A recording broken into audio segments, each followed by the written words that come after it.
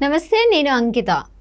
ఆంధ్రప్రదేశ్ మాజీ ముఖ్యమంత్రి జగన్మోహన్ రెడ్డి ఢిల్లీ వెళ్ళారు అక్కడ ధర్నా చేయడానికి.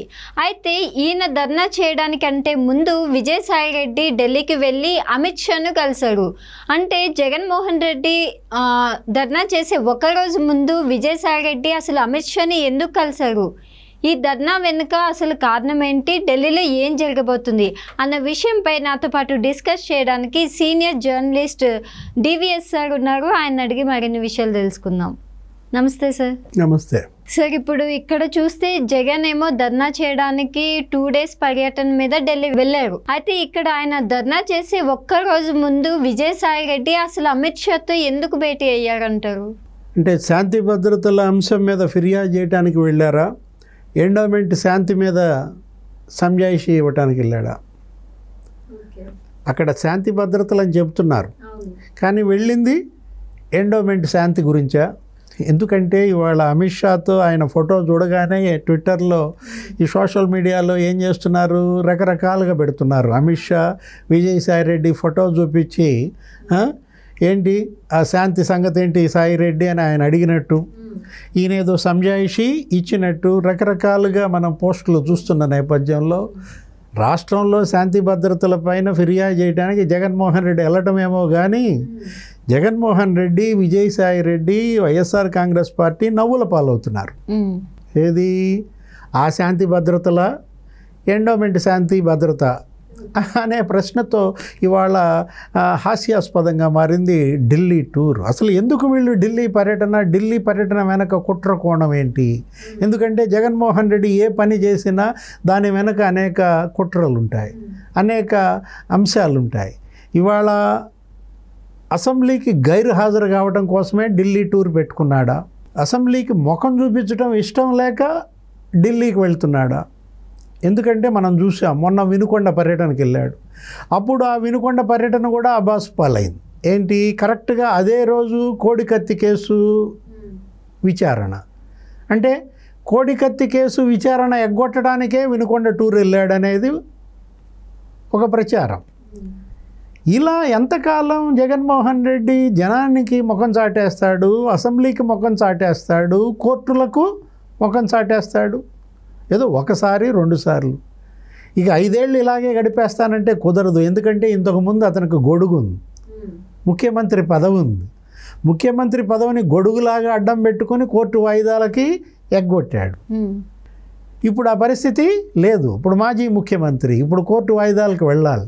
ప్రతి శుక్రవారం వెళ్ళాలో, అటు కోడికత్తి కేసుకి వెళ్ళాలి, ఇటు సిబిఐ 12 కేసులకు వెళ్ళాలి, ఈడీ 9 కేసులకి వెళ్ళాలి. అసలు డే టు డే ఎంక్వైరీ ప్రారంభమైతే ప్రతిరోజు కోర్టుకు వెళ్ళాల్సిన పరిస్థితి. ఎన్నాళ్ళని తప్పించుకుంటారు?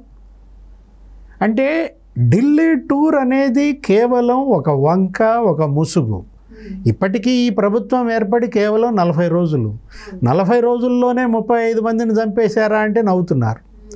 40 రోజుల్లోనే 31 మంది ఆత్మహత్యలా అంటే పగలబడి నవ్వుతున్నారు.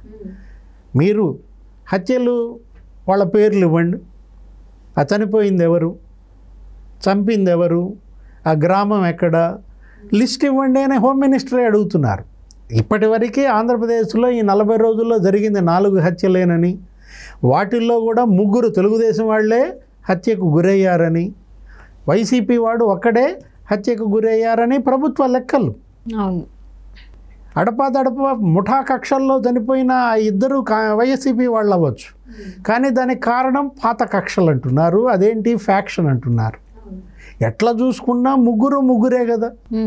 తెలుగుదేశం వాళ్ళు 3 హత్యకు గురైతే వైసీపీ వాళ్ళు 3 హత్యకు గురయ్యారు. మరి 35 మంది ఎవరు?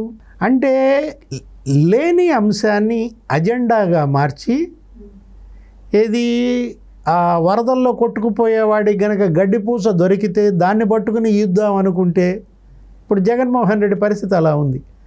తన ఉనికి కోసం ఇవాళ అతను పోరాటం చేస్తున్నాడు, తన పార్టీ ఉనికి నిలబెట్టడం కోసం పోరాటం చేస్తున్నట్టుగా ఉంది తప్ప ఐడెంటిటీ క్రైసిస్లో పడ్డాడు జగన్మోహన్ రెడ్డి. ఇప్పుడు సరే, జగన్మోహన్ రెడ్డి సంగతి, ఆ శాంతి భద్రతలు, విజయసాయి రెడ్డి అమిత్ షాని కలవడం. అమిత్ షా విజయసాయి రెడ్డికి అపాయింట్మెంట్ ఇచ్చాడంటే అది వేరు, ఏది అది రాజకీయ అవసరాలు. అది రాజ్యసభలో ఇవాళ వీళ్ళకి బలం ఉంది, 11 మంది రాజ్యసభ సభ్యులు ఉన్నారు. బీజేపీకి మీ బలం అవసరం, బీజేపీ బలం తగ్గింది 86, ఎన్డీఏకి చూసుకున్న 101. ఇప్పుడు రాజ్యసభలో బిల్లులు ఆమోదం పొందాలంటే కనీసం మరి 115, 112 ఉండాలా ఇప్పుడు ఉన్న ప్రస్తుత బలానికి. కాబట్టి ఈ 11 మంది అవసరం ఆయనకు ఉంది కాబట్టి ఆయన అపాయింట్మెంట్ ఇచ్చాడు. ఎవరు? అమిత్ షా. అసలు వీళ్ళ పార్టీలు, వీళ్ళ సంబంధాలు ఇదంతా కూడా ఏంటి? క్విడ్ ప్రోకోనే, నీకెంత నాకెంత. జగన్ ఫిలాసఫీయే అది, జగన్ విధానమే అది కదా. ఏంటి? వ్యాపారంలోనూ క్విడ్ ప్రోకో, రాజకీయంలోనూ క్విడ్ ప్రోకో అన్నమాట. అంటే ఏంటి? మా 11 మంది రాజ్యసభ సభ్యులు మీ బిల్లులు ఆమోదిస్తారు, మీరు మమ్మల్ని కొంచెం దయతలచండి, మమ్మల్ని కోర్టు వాయిదాల నుంచి మినహాయించండి అన.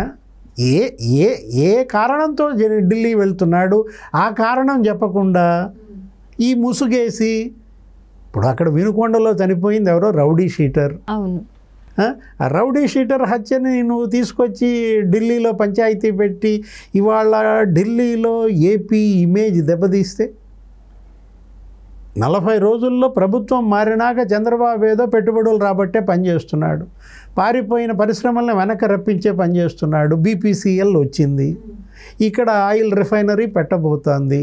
ఇప్పుడు నువ్వు ఢిల్లీ వెళ్ళి యాగీ చేసి బీపీసీఎల్ వెళ్ళకూడదామనా? విన్ఫెస్ట్ వాళ్ళు వచ్చారు, వాళ్ళు ఇక్కడ ఏదో పెట్టాలని చూశారు, పెడుతున్నారు. లోకేష్తో కలిశారు, సీఎంతో కలిశారు. అంటే ఏంటి? ఆ విన్ఫెస్ట్ వాళ్ళని తరిమేయడానిక.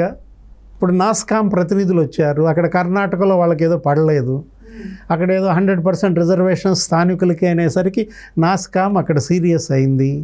అక్కడ మోహన్ దాస్ పాయ్, కిరణ్ మజుందార్ వీళ్ళందరూ కూడా ఫైర్ అయిన పరిస్థితుల్లో నాస్కామ్ ప్రతినిధులు వచ్చి లోకేష్ని కలిశారు.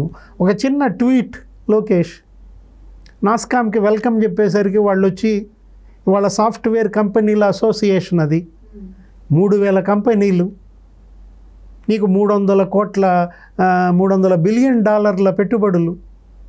ఆ సాఫ్ట్వేర్ కంపెనీలన్నీ వాళ్ళ ఏపీకి వచ్చే అవకాశం ఉంది. నువ్వు ఢిల్లీ వెళ్ళి ఏపీ బ్రాండ్ ఇమేజ్ దెబ్బతీస్తే ఈ వచ్చే సాఫ్ట్వేర్ కంపెనీలు పోగొట్టాలనా? అంటే ఏంటి కుట్ర?